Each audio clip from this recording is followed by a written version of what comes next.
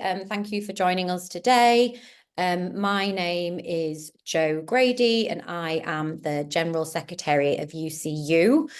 Thank you to everyone joining us as we gather to remember the victims of the Holocaust and to reflect on the lessons that this dark chapter in human history teaches us. This is a really important year. This is the 80th anniversary of the liberation of Auschwitz. Our president, Maxine Luby, is attending a service there this weekend. We are also joined today, some of you may already know, but Professor Zoë Waxman. Professor Waxman is Professor of Holocaust History at the University of Oxford, and they will be providing invaluable expertise and insights today. Her talk will explore the ways in which the Nazis systematically prepared the German population for the mass murder of the Jewish people and other minority groups by separating communities from their neighbours, by normalising violence and institutionalising discrimination. They created an environment where genocide became tragically inevitable. I'm really pleased to see so many people here because as trade union members, as educators, we really have a crucial role in combating the resurgence of anti-Semitism and far-right ideologies today. And we know that we see them all around us by being proactive against racism, by building inclusive workspaces and playing our part in educating our communities. We can actively resist these divisive agendas. And I know that Professor Waxman has a lot that they want to say. So I'm not going to take up any more time, but I would ask you, all 220 of you that are now on this webinar, to join me in welcoming Professor Waxman. And on you go, Zoe. Thank you very much. Thank you very much.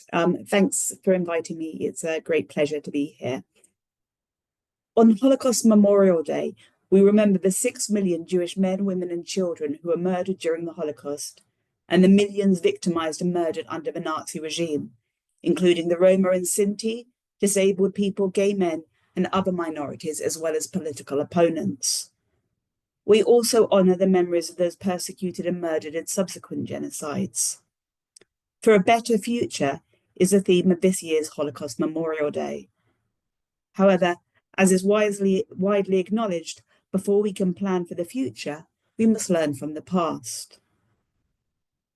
So in 1933, German Jews constituted less than 1% of the total population of the total German population of 67 million, and were almost entirely assimilated and acculturated, which means that they spoke German as their native language and were visually and culturally indistinguishable from their non-Jewish neighbours.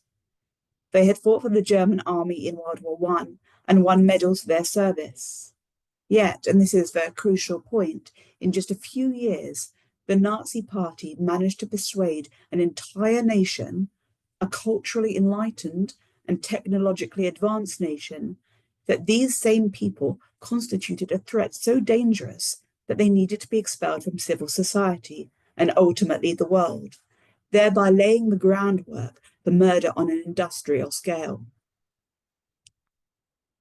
More than 1.1 million Jewish men, women and children were murdered in the gas chambers of Auschwitz-Birkenau alone. An estimated 23,000 Sinti and Roma were also deported to Auschwitz, around 21,000 of which were murdered. Auschwitz has become almost universally recognized as a symbol of suffering and death, a global site of memory, to use the historian Peter Reichel's words. Today marks the 80th anniversary of the liberation of this, the largest Nazi death camp.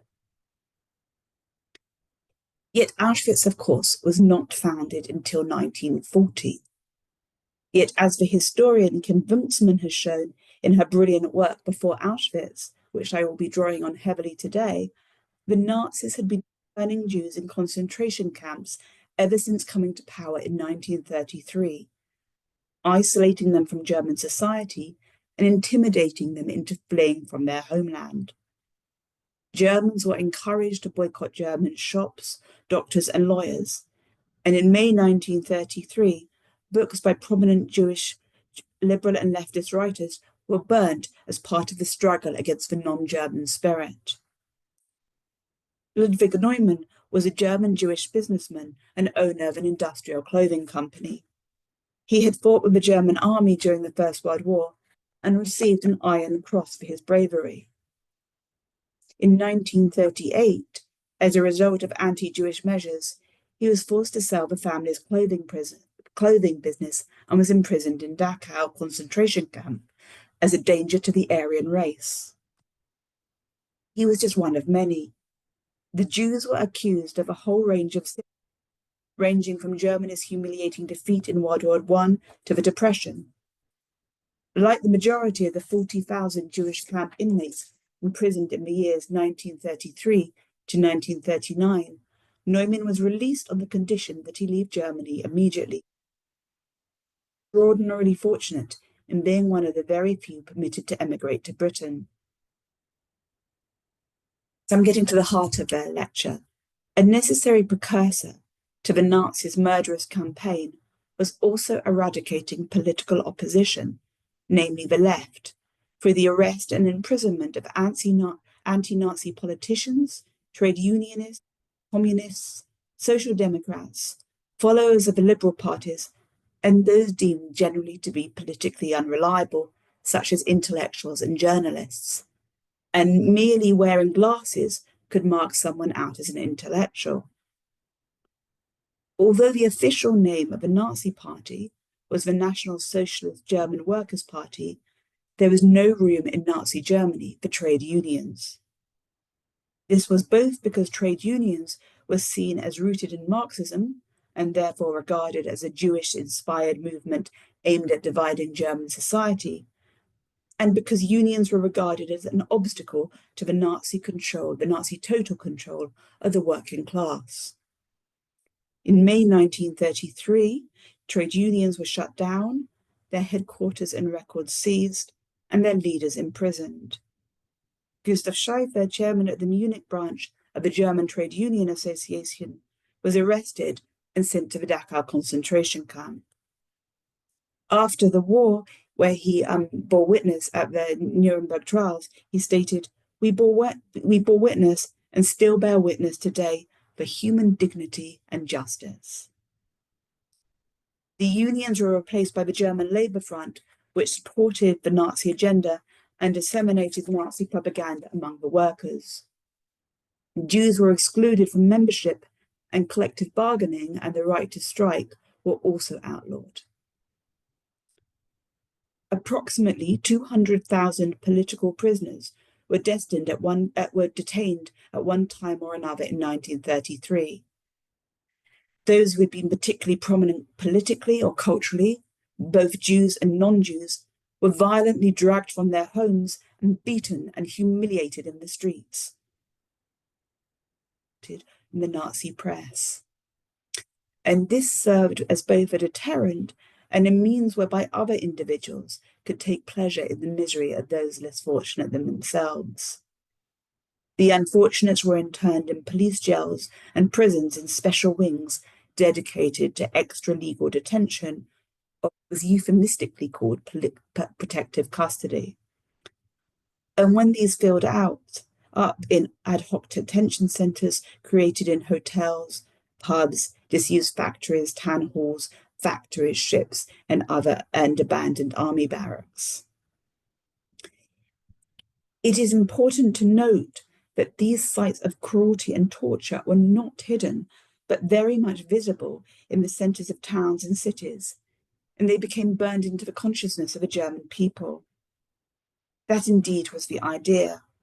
Moreover, the visibility of the violence also served to implicate ordinary Germans as bystanders, if not active participants in the persecution. Some also, out of fear, self-interest, petty grievance, or something else altogether, were motivated to inform on neighbours, co-workers, friends, and even family members. In 1935, a family in Würzburg felt moved to report their neighbour, Hans Fischer, for declaring "to hell with the swastika flag." As the regime wore on, the boundary between legal and illegal activity became increasingly blurred. The detained were in prison, often without charge or even a semblance of a hearing, as they had not actually committed any illegal acts. Crucially, to start with, Jews were not arrested for their religion per se, and in fact, in the early years of the persecution, the Ministry of the Interior in Saxony had to remind the particularly zealous of its policemen that affiliation to the Jewish race alone is not a reason to impose protective custody. A specifically Jewish category of inmate did not exist until 1938. In the same year, a decree was ordered that created a nationwide record of all Roma living in the Third Reich. This would become the basis for the deportation of the Roma to forced labour and concentration camps. The Roma, like the Jews, were regarded as non-Aryans, and therefore a genetically inferior race. Instead, at least initially, Jews were arrested for so-called political reasons, or for misdemeanours, such as illicit sexual relations with Aryans. They not only suffered a disproportionate number of these early arrests, approximately they were 5 times more likely to be imprisoned in Nazi Germany than non-Jews, but they were also singled out for particularly brutal treatment in the concentration camps, thereby cementing their position as the Jewish enemy, the most dangerous of all of Germany's enemies.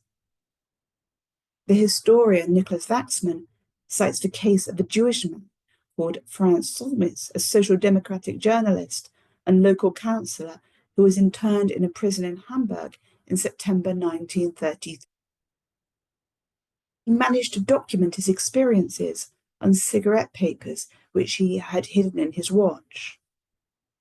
And on September 13th, he was beaten with whips by 9 German guards and left semi-conscious and covered with blood on the floor of his cell. He was threatened with violence, further violence, the following day. "Why don't you hang yourself?" asked one guard. "Then you won't get whipped." He died a few hours later, most likely murdered. On March the 20th, 1933, SS leader Heinrich Himmler announced to the press the creation of the first concentration camp in a town named Dachau near Munich. The camp served as a prototype for subsequent German concentration camps.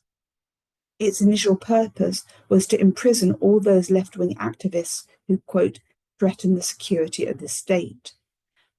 Whilst living conditions were extremely tough and beatings and torture commonplace, murder was rare, and most prisoners were actually released eventually. Again, however, the Jews were particularly vulnerable. The first recorded murders in April 1933 were of 4 Jewish men.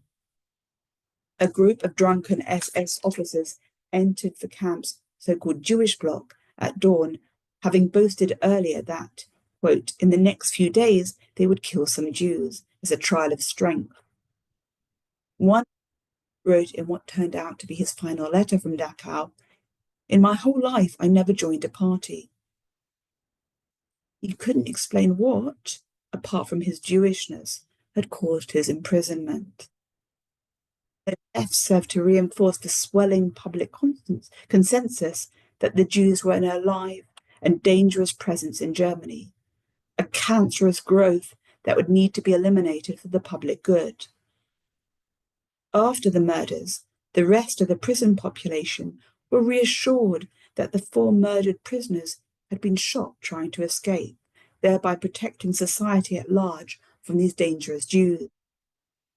This is an important point. It was important to establish and fuel the link between Jewishness and criminality.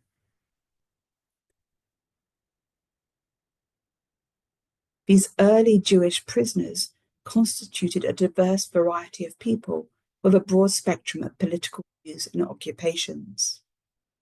Some were active members of political parties, others had no political affiliations.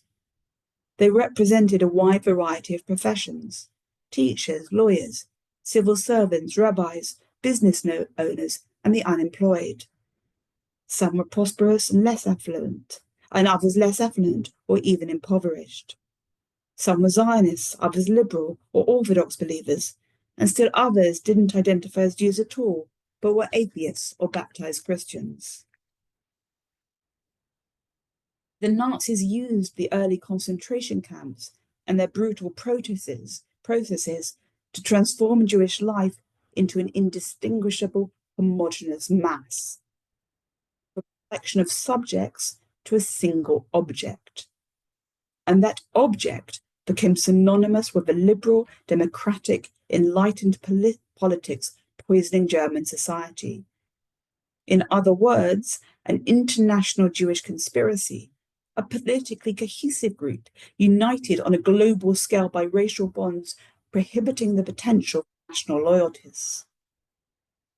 Whereas they had once been seen as German citizens of Jewish faith, they had become Jews in Germany. The ability to conceal their most hideous ethnic traits, Nazi logic dictated, must not allow this cunning and chameleon-like people from pursuing their aim of world domination. This early campaign of terror and control created a climate whereby the German public were able to accept the move from persecution and imprisonment to deportation and extermination. Seemingly innocuous acts, such as the restoration of the medieval custom of forcing Jews to identify themselves with a yellow Star of David, were easily justified in terms of the Jewish ability to distinguish their inherent and disgusting racial characteristics and sexually deviant behaviors to such an extent that they might fool innocent Germans. The removal of Jewish citizen rights, the stripping of their livelihoods, removing their professions, confiscating their property, and the arbitrary and planned violence that accompanied it was easily absorbed by a society groomed to accept that the Jews constituted a problem to be solved. By 1938, the Nazis had been in power for 5 years. On the 9th of 10th November, on what is now known as Kristallnacht, the night of broken glass, violence erupted across Germany and Austria. Synagogues were set on fire and Jewish cemeteries were destroyed. Shop windows were smashed and Jewish homes were attacked. Over the following days, around 30,000 Jewish men were deported to concentration camps. It was the beginning of the end. Whilst the violence was instigated from above and carried out by members of the Nazi Party, it was approved, even celebrated, by so many so-called ordinary people. A telling and tragic example comes from the recollections of a non-Jewish German girl who was 6 years old at the time. She grew up in Berlin. Angelica was 6 years old when she walked to school with her grandmother on November the 10th, 1938. She remembers, "I said, look at all those people throwing shoeboxes from the shop windows. They were in a happy mood. I remember that very well," she observed. "They were all trying all the shoes on." In contrast, a German Jewish boy was 10 years old at the time. He remembers, "Until 1938, my parents never thought of leaving Germany. There's no way the Germans we live with will continue to do these things. It's only an episode," he remembers. That was the atmosphere. It was also the atmosphere on Kristallnacht. They couldn't comprehend it. It came as a blow. I remember my mother standing pale and crying. I remember her phoning her Gentile friends. She had more Gentile friends than Jewish friends. No answer. No one answered her. And another Jewish boy, Arno Hamburger, who was 15 years old at the time, recalls that, quote, "The last chance for a collective scream against further escalating injustices was lost. The crime which occurred in front of everyone's eyes was relegated to an everyday event because of a lack of action. This ordeal pre-programmed the beginning of the end of Jewish life in Germany and in Europe. So understanding the early history of the camps helps us, I think, to comprehend the searing indifference of so many to the escalating violence and then the mass murder of the Jews. To imagine how German families were able to stand by as the people they had lived and worked with were eventually put on trains and transported to some hopefully far-off place of the globe. Given the threat of a Jewish enemy, it was hardly surprising that few inquired into the final destination. The early camps had fulfilled their purpose. Jews had been transformed from neighbours, friends, and colleagues to a subhuman and dangerous race.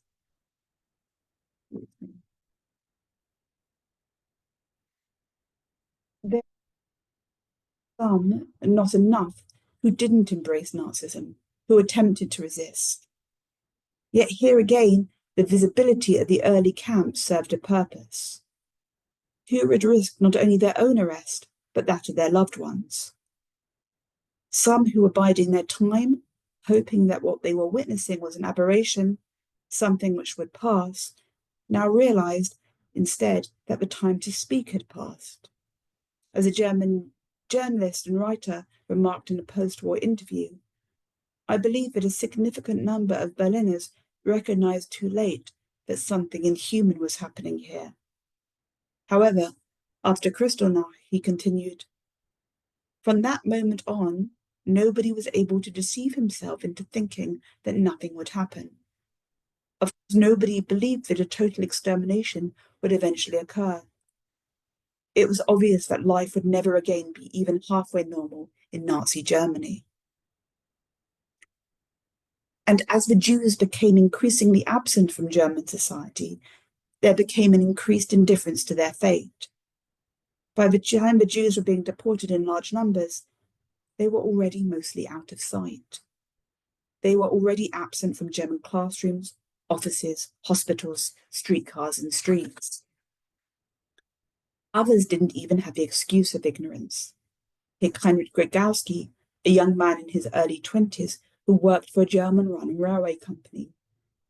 Between 1942 and 1943, he drove trains 2 or 3 times a week from occupied Poland to the Treblinka death camp, transporting Jewish men, women, and children to be murdered.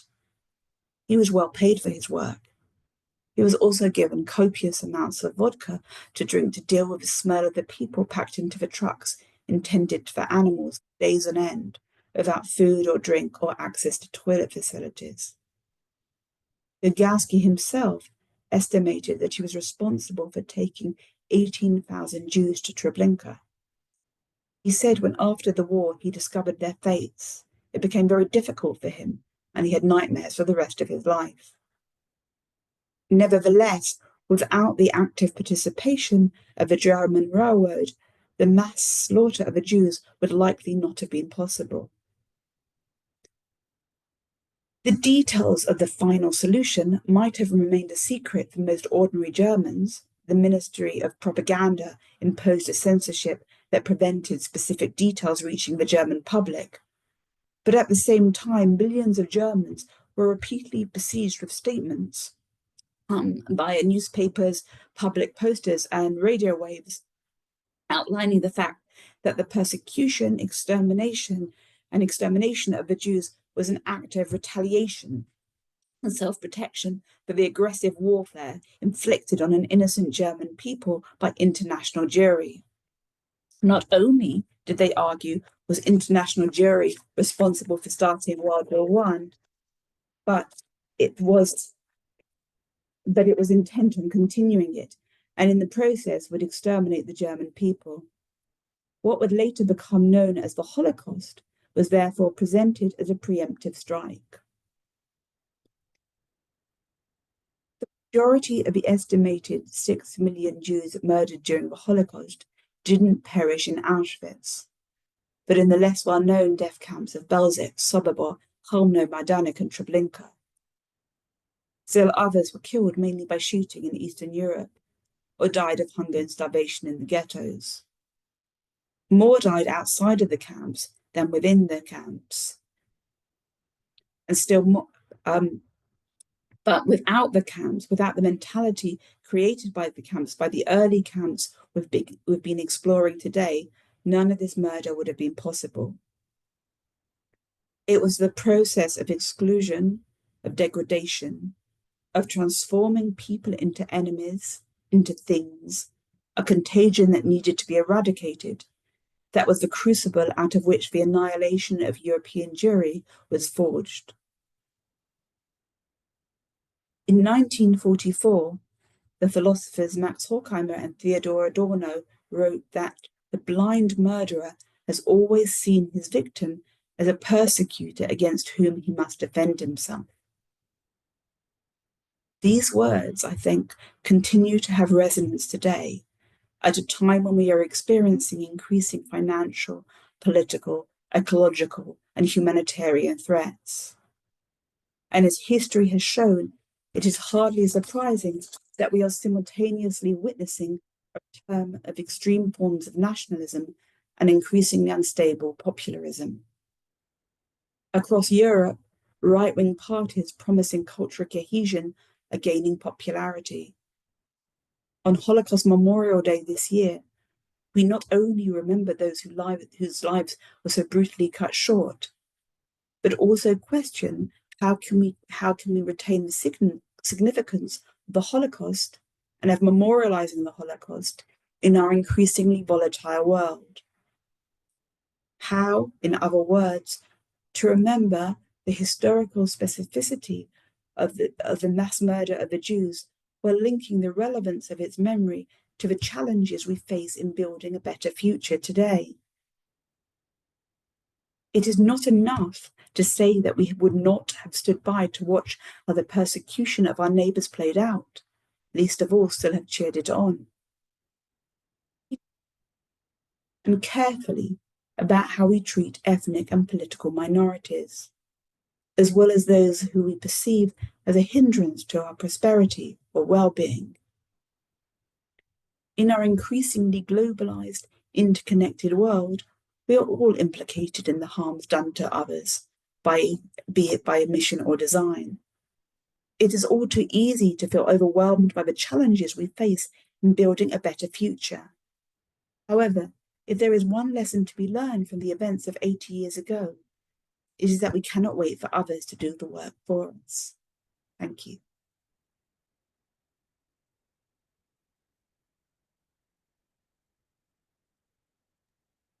Thank you so much, Zoe. That was incredibly powerful.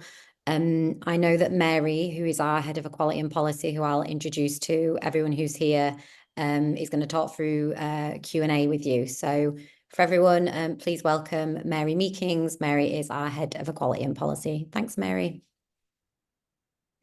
Jo and Zoe, thank you so much for giving us your time today as well. It's so appreciated. I've got a few questions that have come from different sources, so we ask people to submit before the webinar today, and also we have a Q&A box here as well. So the first question, the person who poses the question acknowledges that it's a tricky one and it may be a bit too left field, but going straight in there. And the specific question for you, Zoe, is what did Hitler have against the Jewish people? Gosh, that is a very big question. There are many aspects to this answer. He grew up, of course, in an environment of anti-Semitism, so we've got those circumstances, but I think he could also see its political advantages to exploiting this anti-Semitism. I think we have to consider the legacy of hatred of the Jews. But I think there are many ways we could begin to think about what Hitler held against the Jewish people. But I think possibly the bigger question, or the question that we were thinking about today, is how did he manage to make the German population complicit in his hatred of the Jewish people? Thank you. The next question, I've had some messages for you as well to thank you from the people with us as well to acknowledge you. So thank you from them as well. So the next question was, I would like to hear how you examine how the acceptance of the Shoah was anticipated by the German people as a whole, ignoring their responsibility for the genocide of the Harare people in Southwest Africa. Yes, another important and big question. I think thinking about the Mamilian genocide, of course, that's a colonial genocide. So we would consider the colonial dimensions of that genocide, which is different to what we've been talking about today, but not unimportant. And we could also think about what Robert Gerbert has called ultra-violence amongst the Poles and Slavs, for example, on the German borderlands. But I think, again, it comes back to the question of, the involvement of Germany. How did Germans accept that, as the question asks, in their midst, particularly, thinking about it in terms of the celebration of violence or embracing of ultra-violence. And this is a really difficult question. I mean, we've had to think about it today, but, how do societies become groomed to accept the normalization of violence? Thank you, Zoe. And the next question is from our Q&A box. Can you give us any insight into your research about women's experience of the Holocaust? Yes. Well, this was today's talk was out of my usual area of expertise, which is why I've drawn heavily on the work of others. My own research is mostly on the victims. I don't really work with the perpetrators. So I work with victims, particularly on their testimony. And a lot of my work has been, well, Jews, men, women, the poor, the rich, elderly, the young were all sentenced to the same fate. Of course, the road to that fate was different. So I've been looking at the specificity of women's experiences of the Holocaust and how what they experienced was different. Because if we think about all the ways our own identity is made up, all these things will affect our experiences. Zoe. And then the next question, you spoke at the end of the lecture about the lessons that the Holocaust has for those of us anxious about the growth of extremism on the right. Does it have any lessons for those of us concerned about extremism on the left? I think so. Yes, I mean, it's easy to. That's a very good question. I mean, it's easy to become comfortable in our own political opinions or in our own political positions. But I think we do need to be constantly alert to our own agency and the way we respond to the political, social, and economic problems all around us. So I think that's absolutely fair. Thank you.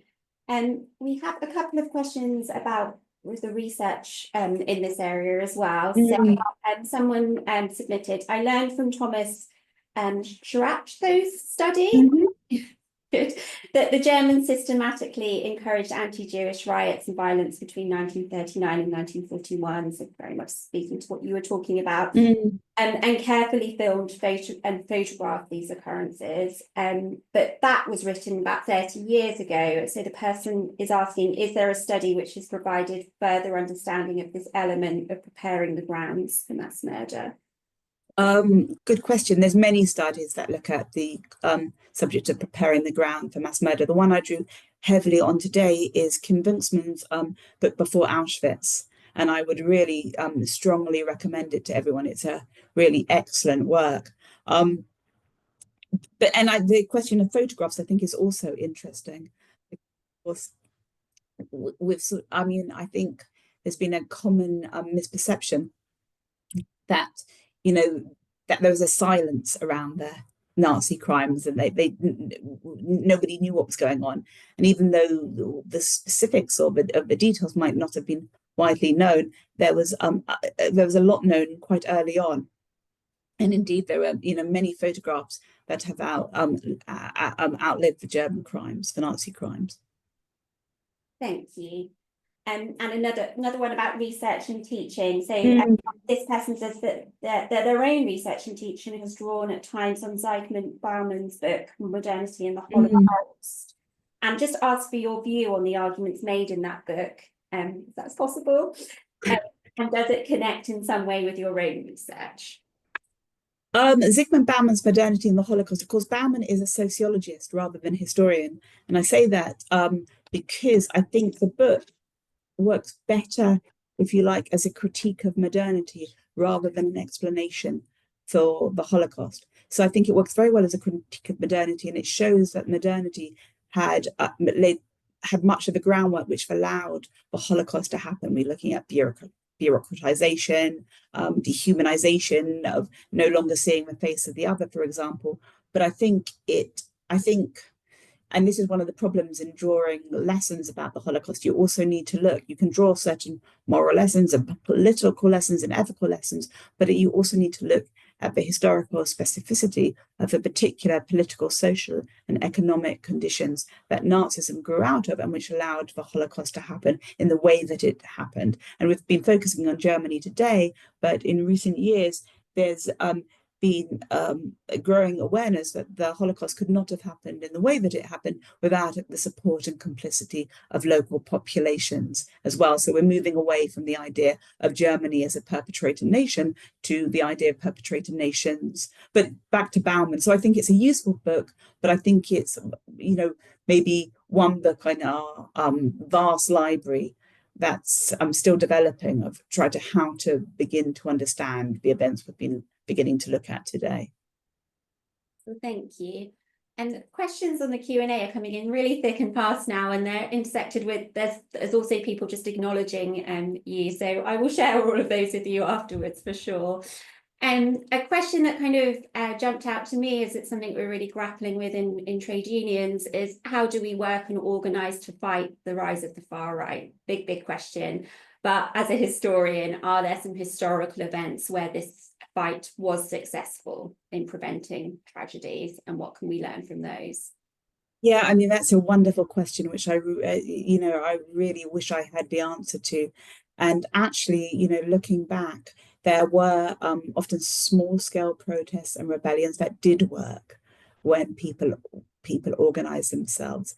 So I didn't have time today, but there were successful acts of resistance. There were successful acts of collective resistance.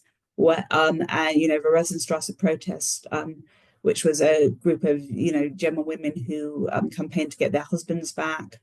And there are many pockets of resistance. So I don't want to present the idea that resistance was futile.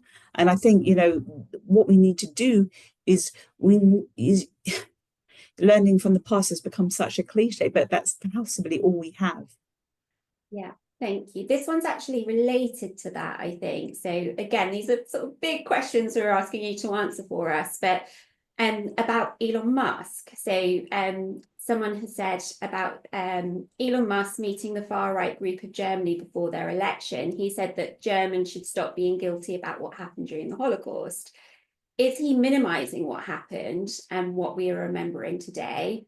And secondly, how can we respond to this type of rhetoric of Elon Musk, including his Nazi salute? Well, one of the things I'm pleased about is that I'm not an expert on Elon Musk, so I can't talk specifically about the details of his arm gestures or what he said. The question of German guilt, I would say that, Germany, as I've just been talking about, we've moved away from thinking about Germany as a perpetrator nation to thinking about perpetrator nations. So we're thinking about, far broader than Germany's involvement. But I would say that Germany is a country that's done an awful lot of what we might call memory work. It's done a huge amount of work in coming to terms with the past. So, and I think the question is, rather than innocence and guilt, is the idea of memory work, which is really important, and that we can all participate in that. So, the hard work of thinking about the past and how we can use it to improve the present. And so I think, possibly separating people into, victims, perpetrators, and bystanders is not necessarily fruitful in this regard, but rather to think about where we all, how we can all move forwards to think about the present. And also the uses and abuses of the past as well. And, the idea of constantly evoking the past to warn in the present, we must also think about, we have to be mindful and careful about what we talk about and how. Thank you. I'm going to pick out a couple more if that's Sure. okay. There's quite a lot. These are all really big questions that, I will carry on thinking about long after this event has finished. Certainly. So the next question again, the person posing the question says this has been outstanding, and thank you, Zoe. As the privilege of hearing testimony directly from Holocaust survivors becomes less possible with the passage of time, what, if anything, might be put in place that would be similarly educative, albeit in a much less compelling way? That's an interesting question about the next few years, I guess. Thank you. That's a very interesting question. And of course, we're horribly aware that this is probably next year that we will have many of the living witnesses to the Holocaust still alive to be able to talk about what they remember. And Anita Lasker-Wolfish was on, I think it was Radio 3 this morning. But these voices are becoming rarer and rarer. I mean, we're very lucky. We have a huge library of testimonies, of diaries, memoirs, available to us, as well as hundreds of thousands of audiovisual testimony collected from institutions like the Shoah Foundation and the United States Holocaust Memorial Museum. So we've got all these testimonies, but of course, at the same time, we have to remember that what exists is but a glimpse of what happened. The vast majority of victims of the Holocaust perished without ever writing down or recording their experiences. And I think I want to make that point quite strongly, because I think it's tempting to think we know all there is to know about the Holocaust. Well, we don't. We still know only a little bit. As I say, the vast majority of victims perished without ever testifying to their experiences. As the survivors leave us, we have the second generation, their children, and the third generation, their grandchildren, even their great-grandchildren. And many of these people who their lives have been touched by experiences they didn't live themselves, and they are now taking the responsibility to go in and talk to children and other organizations about what their parents were forced to endure. So I think this is a very important source of testimony. We also have the artifacts, a few artifacts that survive these times. The book I'm writing at the moment, I'm looking at the belongings that people took to Auschwitz for an unknown fate. And if anyone's been to Auschwitz, the museum in Auschwitz, you can see the spectacles, the toiletries, the saucepans, the toys, all these different things that people packed, not knowing where they were going to or what they would need. So it's, again, I often think that, historical research or thinking about the Holocaust is a bit like detective work. We've got lots of different sources and all trying to use everything we can to understand these events. Thank you. Someone actually did ask about the purpose of keeping Auschwitz as it is, so I guess that speaks to that in terms of the education. Yes, but again, one can visit Auschwitz Museum, but one's visiting a museum. And even if one goes on to Birkenau, we're seeing what remains. We have to remember, as I say, that the vast majority of victims perished without leaving their testimony. Thank you. I'm going to ask you one more question. Someone's asked about trade unions' roles in this as well, which obviously is, really speaks to us here, and so yes, come to join you. So, could you speak to the complicity of other states at the time, failing to acknowledge blocking migration, etc., but the lack of trade union solidarity potentially being Sorry, could you repeat the first bit of the question? Could you speak to the complicity of other states at the time and failing to acknowledge, blocking migration, and a lack of trade union solidarity. Yeah, I mean, that's a really important, I mean, it's not, unfortunately, as I was preparing for this today, thinking about this today, I realized that I needed to do a lot more work on the trade unions and thinking about the role of the trade unions and in precisely this type of question. So I won't answer it now because I wouldn't be able to give it full justice, but it's a really, it's a really important area. That's something for us all to think about as Yeah, well. absolutely. And anyone who wants to give me any sources on this or discuss this further, I'd be really grateful. I think part of being a Holocaust historian is goes back to what I was saying before, I'm constantly aware of the many things that I don't know and should be thinking about and haven't been thinking about or should be thinking about in different ways. It's a never-ending journey. Thank you so much. I think that's probably enough questions for you. So I'm just so grateful to you for answering those for us.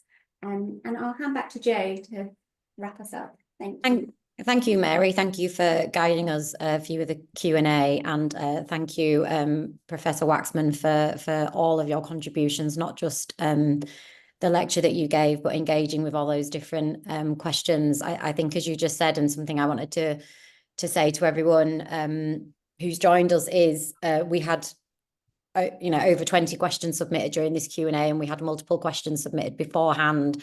As Professor Waxman has said, her expertise, though great, apply to the things that we've been talking about today. And I think one thing that's become quite clear today is that there is an appetite for us to continue having this incredibly important discussion, that there is a duty on us to continue having it and to expand our own knowledge and get other panelists and speakers in for future events. So I want to reiterate my thanks for coming along today, for sharing what has been incredibly powerful exploration of just how that violence was normalised and how discrimination was institutionalised, and the importance for us to not just bear witness to that, but to consider what that means for the now and beyond. So thank you to everyone who's come along today. Thank you again to Professor Waxman. Thank you for everyone who's contributed for a question. As I say, if we haven't been able to address what you've asked today, we will be looking into how we can put future events on that we might be able to do that. Thank you, Mary, and to other staff in Mary's team who have helped put today on. And I'll draw the meeting to a close. Thank you so much, and take care, everyone. Bye-bye.